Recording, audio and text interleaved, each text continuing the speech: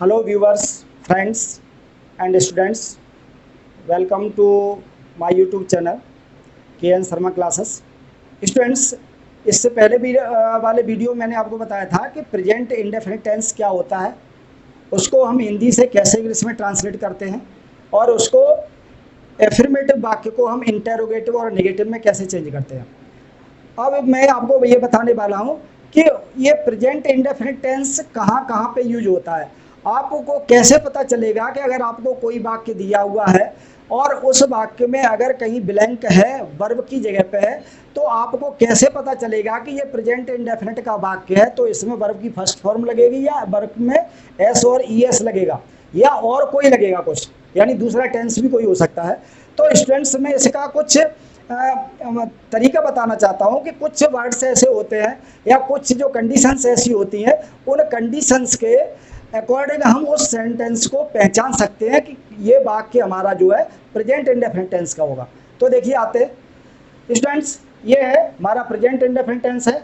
इसको हम simple present tense भी कहते हैं, यानी सामान्य वर्तमान काल भी कहते हैं। क्या यूज है इसके मेनली यूज होते हैं, वैसे तो बहुत सारे यूज हैं, तरीके से चल रहा हूँ। नंबर 1 पे है हमारा हैबिचुअल एक्टिविटीज़। हैबिचुअल एक्टिविटी कौन सी होती हैं, यानी हमारी आदतें, हमारी क्या आदतें होती हैं, हम क्या करते हैं और उन आदतों को हम इंग्लिश में कैसे व्यक्त करते हैं। और या डेली रूटीन, दैनिक कार्य, यानी रोज रोज जो कार्य किए जाते हैं, यानी दो कंडीशन मैंने बताई है, हैबिचुअल एक्टिविटीज और डेली रूटीन यानी दैनिक कार्य। दैनिक कार्य यानी हमारे जो डेली रूटीन में जो काम आते हैं वो वाक्य भी प्रेजेंट इंडेफिनिट टेंस के होते हैं। जिसमें कोई आदत बताई जाए या आदत के बारे में कहा जाए तो वो वाले वाक्य भी प्रेजेंट इंडेफिनिट टेंस के होते हैं। और स्टूडेंट देखिए, कुछ वाक्यों में कुछ एडवर्ब्स भी देखे जा सकते हैं।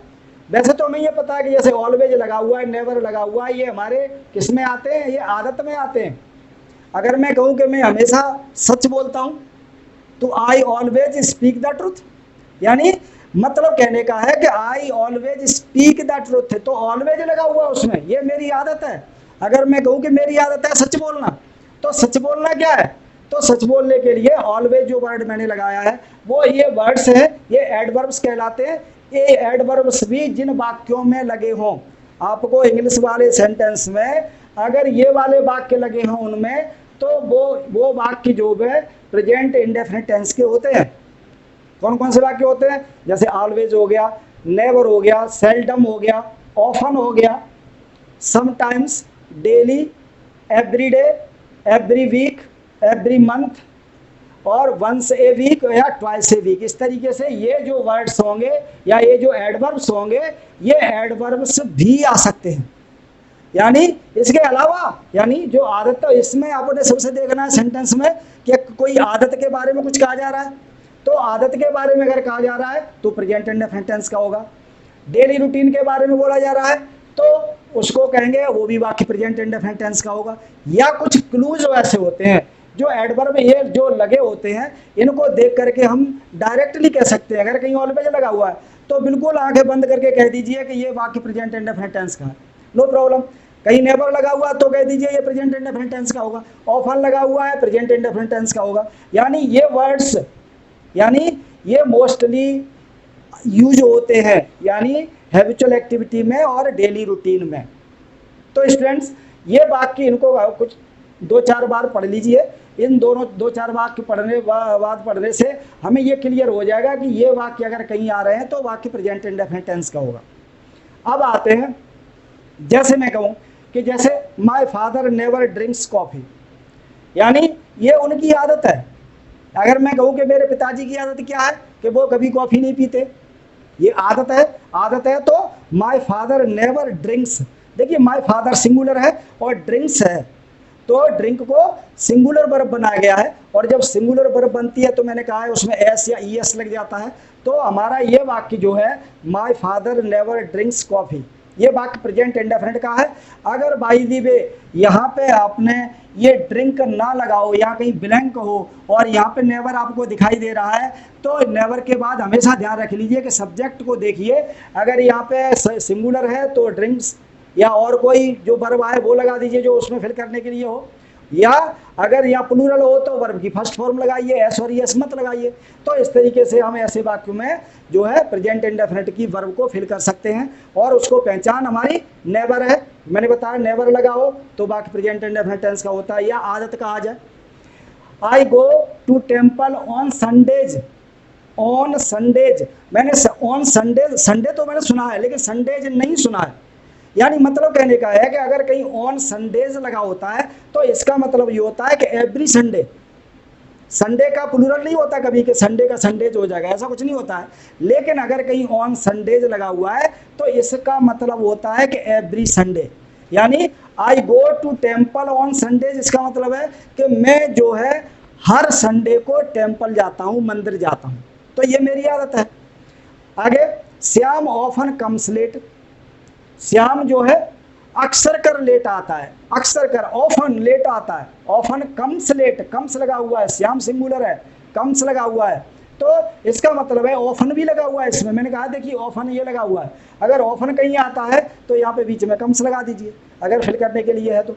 या इसमें यहाँ पे अकेला कम लिखा हो तो सोचिए कि वो इसमें क्या एरर हो सकती है, तो वहाँ पे हमें पता है कि श्याम सिंगुलर है तो यहाँ कम्स आएगा। अगर कम लगा हो तो उसमें कहा जाए कि फाइंड द एरर, तो एरर फाइंड करने के लिए उसको अंडरलाइन करके और उसकी जगह पे हमें जो करेक्ट जो फॉर्म होती है वो हमें लिखनी पड़ती है, तो वहाँ पे हम कम्स लिख देंगे। तो इस तरीके से स्टूडेंट्स जिनमें वाक्यों में ये जैसे श्याम ऑफन कम्स लेट, इस तरीके से ये वाक्य हमारा प्रेजेंट इंडेफिनिट टेंस का हो गया। दे विजिट जू एवरी संडे, यहाँ देखिए एवरी लगा हुआ है, एवरी संडे, ऑन संडेज लगा होगा तो इसका मतलब एवरी संडे होता है। और अगर एवरी लगा हुआ तो ऑल दी बेस्ट है, एवरी भी हमारे इसमें आता है, every day, every week, every month, ठीक है। तो हम they visit the zoo, they visit zoo every Sunday, वो प्रत्येक संडे को चिड़ियाघर जाते हैं, तो ये क्या है, ये भी उनका डेली रूटीन या आदत, कुछ भी मान लीजिए। इस तरीके से हम ये वाक्यों को, जिन वाक्यों में आदत यानी हैबिचुअल एक्टिविटीज हो, डेली रूटीन हो या ये एडवर्ब्स लगे हों, तो उन वाक्यों में हम जो है प्रेजेंट इंडेफिनिट टेंस की वर्ब लगाते हैं। स्टूडेंट्स इससे पहले मैंने यूज बताया था हैबिचुअल एक्शन और डेली रूटीन, सेकंड होता है विद स्टेट वर्ब्स।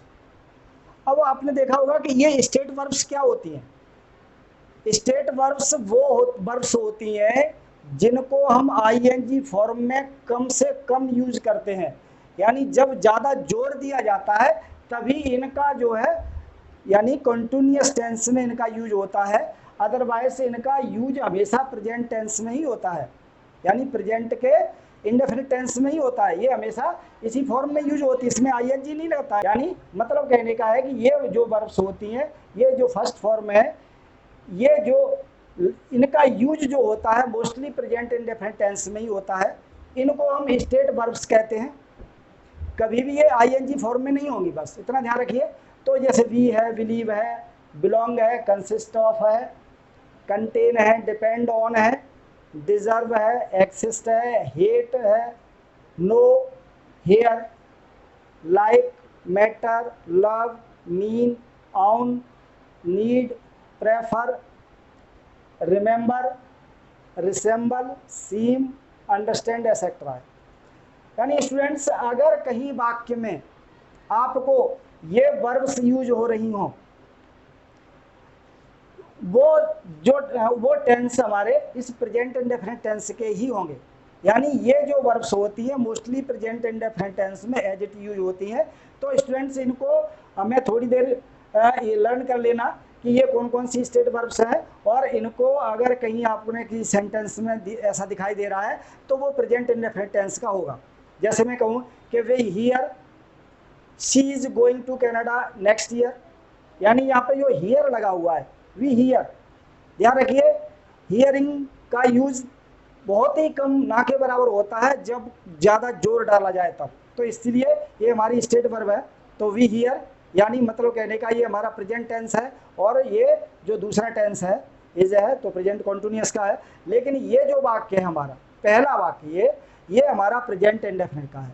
इसी तरह सेकंड में देखिए I see him enjoy the picnic, इसमें सी लगा हुआ है, जब सी लगा हुआ है तो इसका मतलब ये है कि ये भी प्रेजेंट इंडेफिनिट टेंस का है।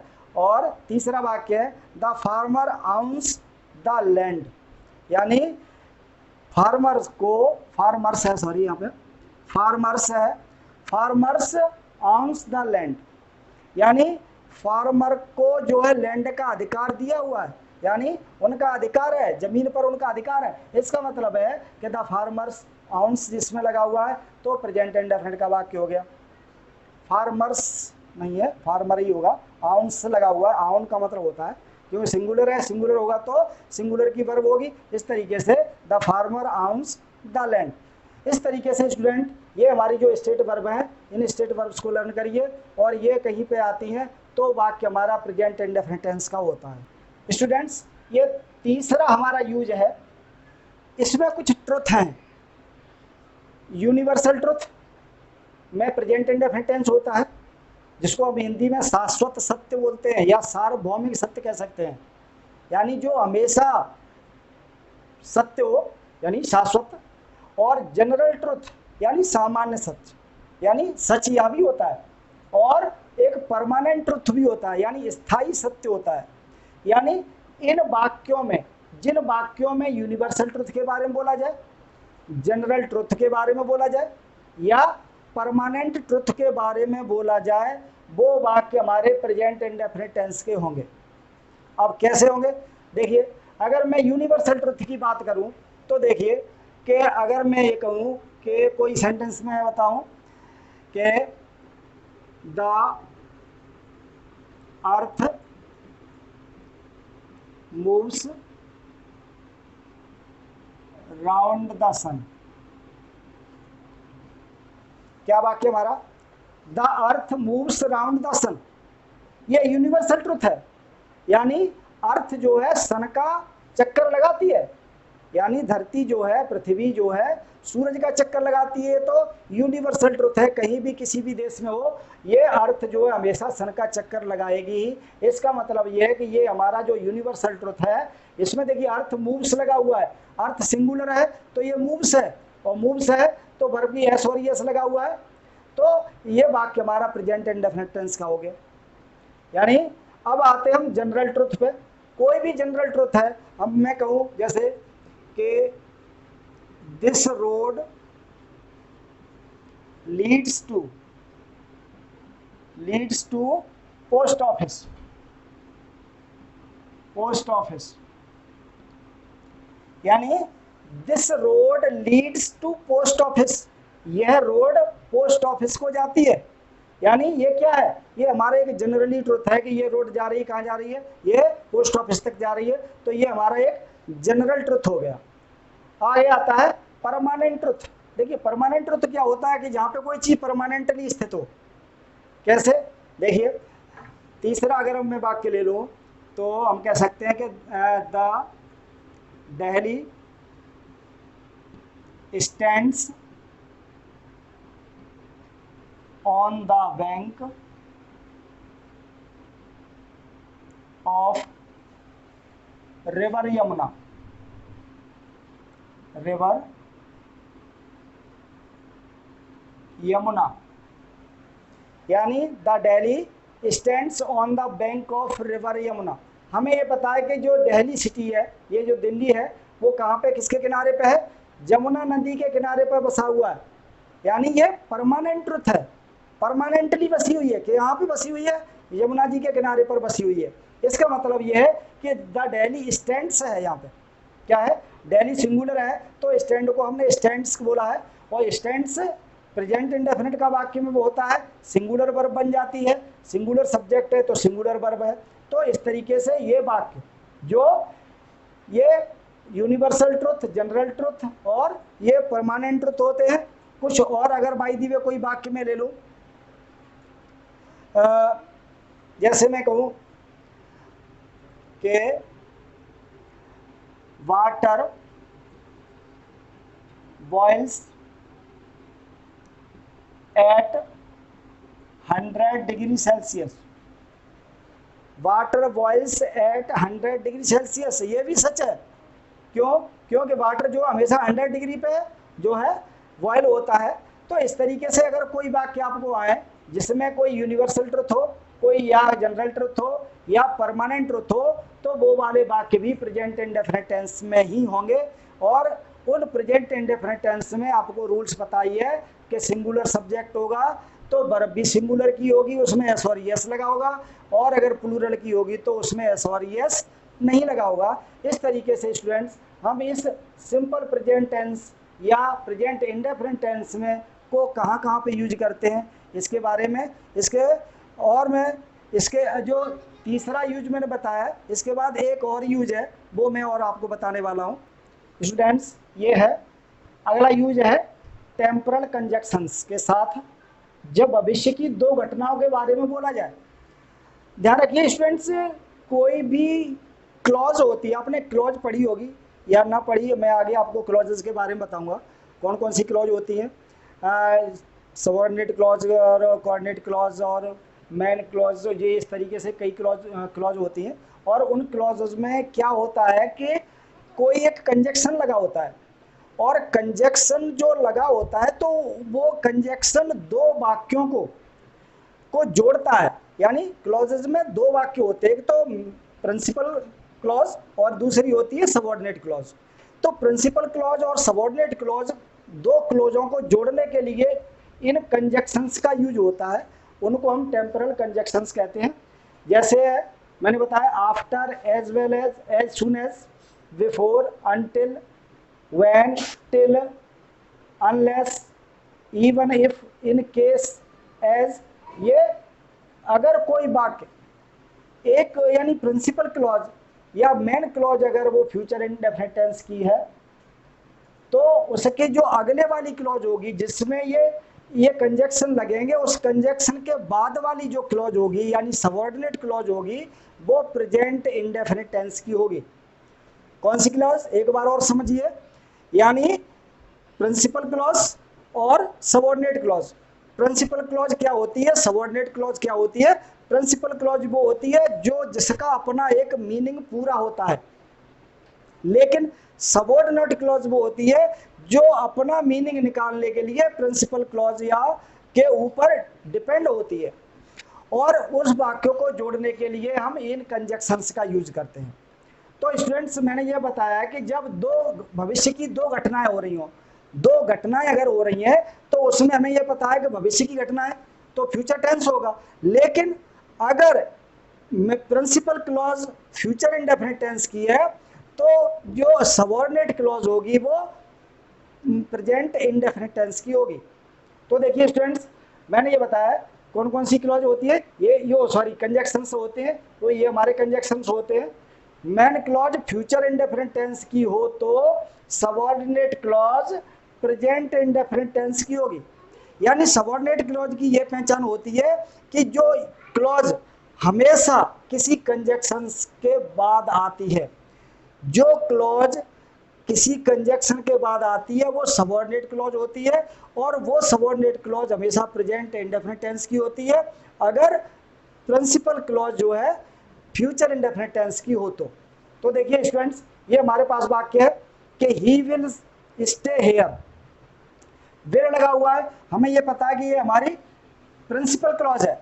प्रिंसिपल क्लॉज यानी ही विल स्टे हेयर, वो यहाँ पर ठहरेगा, इसका पूरा मीनिंग है, यानी वह यहाँ पर ठहरेगा, इसमें कोई भी दिक्कत नहीं है, पूरा सेंटेंस का सेंस क्लियर हो रहा है। लेकिन अनटिल यू कम बैक, यानी अनटिल हमारा ये कंजक्शन है और उसके बाद ये हमारा जो है दूसरी है वो सबऑर्डिनेट क्लॉज है।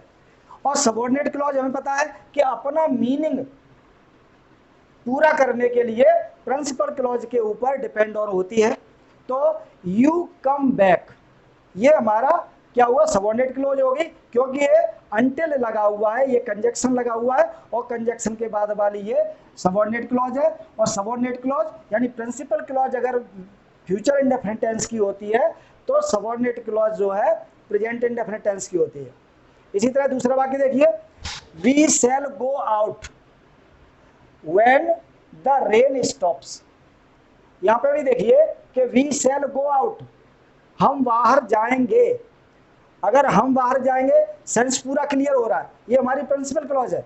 और द रेन स्टॉप्स यानी बारिश रुके, यानी जब बारिश रुकेगी, यानी जब बारिश रुकेगी क्या होगा, तो ये जब बारिश रुकेगी कब, तब मैं जाऊंगा। इसका मतलब है कि ये जब बारिश रुकेगी ये हमारी सबऑर्डिनेट क्लॉज हो गई ये वाली। और क्यों, क्योंकि ये व्हेन से जुड़ी हुई है, और जो कंजक्शन के बाद वाली होती है वो हमें पता है सबऑर्डिनेट क्लॉज होती है। तो सबऑर्डिनेट क्लॉज इसमें भी द रेन स्टॉप्स, तो रेन सिंगुलर है तो स्टॉप भी सिंगुलर की बनी हुई है एस लग करके इसको। तो ये प्रेजेंट इंडेफिनिट का वाक्य हुआ।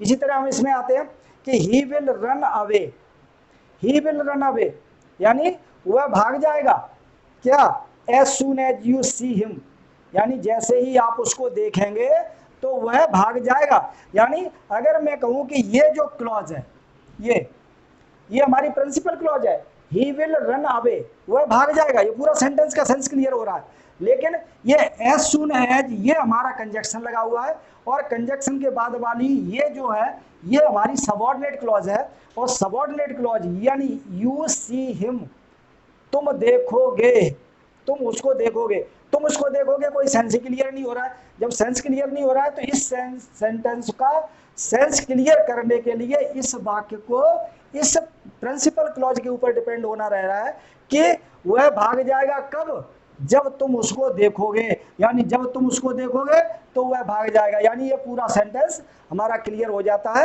तो इसमें ये जो एज सून एज लगा हुआ है ये कंजक्शन लगा हुआ है, एज सून एज है ये कंजक्शन जो सबऑर्डिनेट क्लॉज बना रही है। तो सबऑर्डिनेट ये प्रिंसिपल क्लॉज फ्यूचर टेंस की है, तो सबऑर्डिनेट क्लॉज हमारी प्रेजेंट इंडेफिनिट टेंस की है। इसी तरीके से ये देखिए, if it rains he will not come, यहाँ पे देखिए यहाँ पे क्या है कि ये इसमें जो प्रिंसिपल क्लॉज है ये बाद में लगी हुई है, ये प्रिंसिपल क्लॉज है। क्या है देखिए, इफ इट रेन्स, इफ ये हमें पता है कंजक्शन है, इफ इट रेन्स, तो मैंने ये कहा था कि प्रिंसिपल क्लॉज ये है और सबऑर्डिनेट क्लॉज ये है, और सबऑर्डिनेट क्लॉज की पहचान है किसी कंजक्शन से द्वारा जुड़ी होती है, और कंजक्शन के बाद वाली जो होती है वो सबऑर्डिनेट क्लॉज होती है।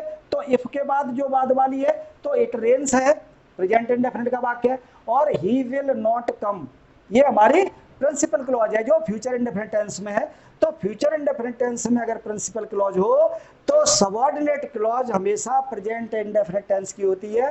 ये आपको हमेशा ध्यान रखना है कि अगर इस तरीके से कोई सेंटेंस हो जिसमें प्रिंसिपल क्लॉज हो और सबऑर्डिनेट क्लॉज हो, तो एक तरफ अगर फ्यूचर इंडेफिनिट लगा हुआ है तो दूसरी तरफ प्रेजेंट इंडेफिनिट का टेंस जरूर होगा।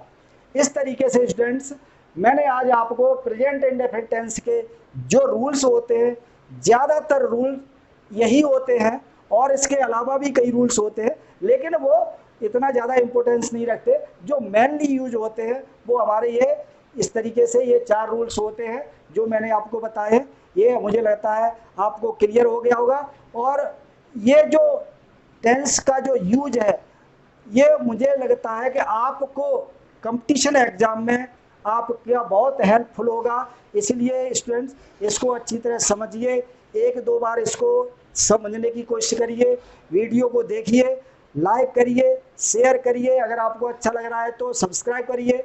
तो स्टूडेंट्स इस तरीके से अगर आप करेंगे तो ये प्रेजेंट इंडेफिनिट टेंस आपको बिल्कुल क्लियर हो गया होगा। और मैं इतना ही कहना चाहता हूँ कि जो मैंने ये बताया है आज ये आपके लिए बहुत हेल्पफुल होगा और आप इससे अच्छा करेंगे। Thank you.